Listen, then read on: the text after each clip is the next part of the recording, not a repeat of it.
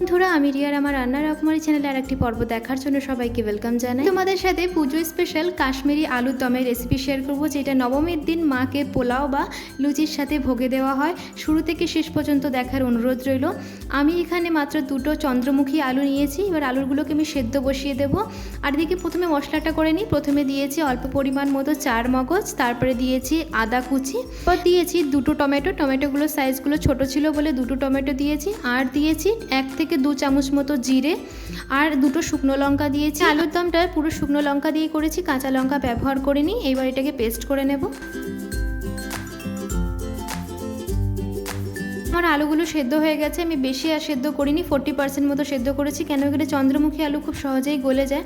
এদিকে আলু সেদ্ধ হয়ে গেছে। এদিকে নিয়ে নিলাম কড়াইতে তেল, আর কড়াইয়ের মধ্যে দিয়ে দিলাম তেলের মধ্যে হলুদ আর সামান্য পরিমাণ মতো নুন। এবার আলুগুলোকে একটু ভেজে নেব।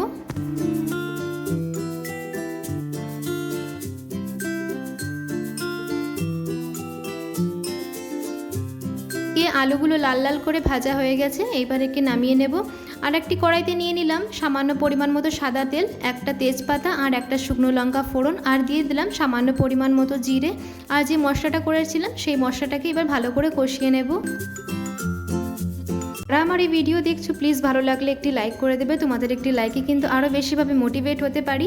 এইদিকে মশলাটা প্রায় কষে গেছে। এবার দিয়ে দিচ্ছি আমি এক এক করে মশলা। দিয়ে দিলাম রেড চিলি পাউডার,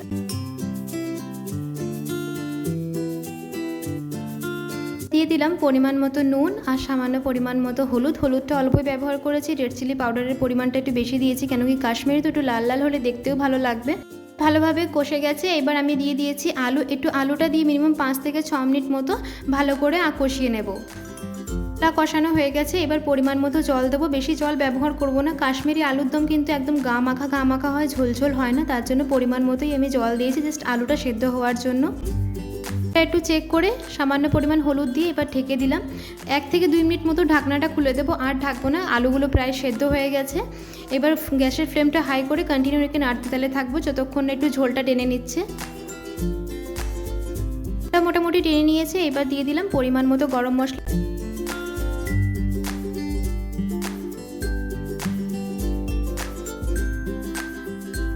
সবার শেষে দিয়ে দিচ্ছি একটু চিনি, কেন কি নিরামিষ তরকারিতে একটু মিষ্টি না হলে ভালো লাগে না। আর ভোগের রান্না একটু মিষ্টি মিষ্টি হলে বেশি ভালো লাগে। গ্যাসের ফ্লেমটা অফ করে এবার আমি একে সার্ভ করে নেব। কাশ্মীরি আলুর দম একদম তৈরি হয়ে গেছে।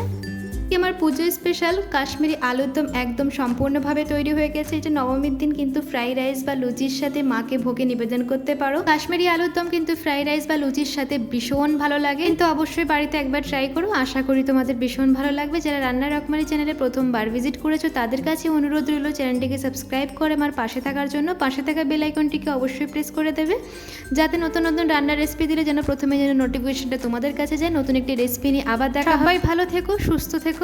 আসি তাহলে, ধন্যবাদ।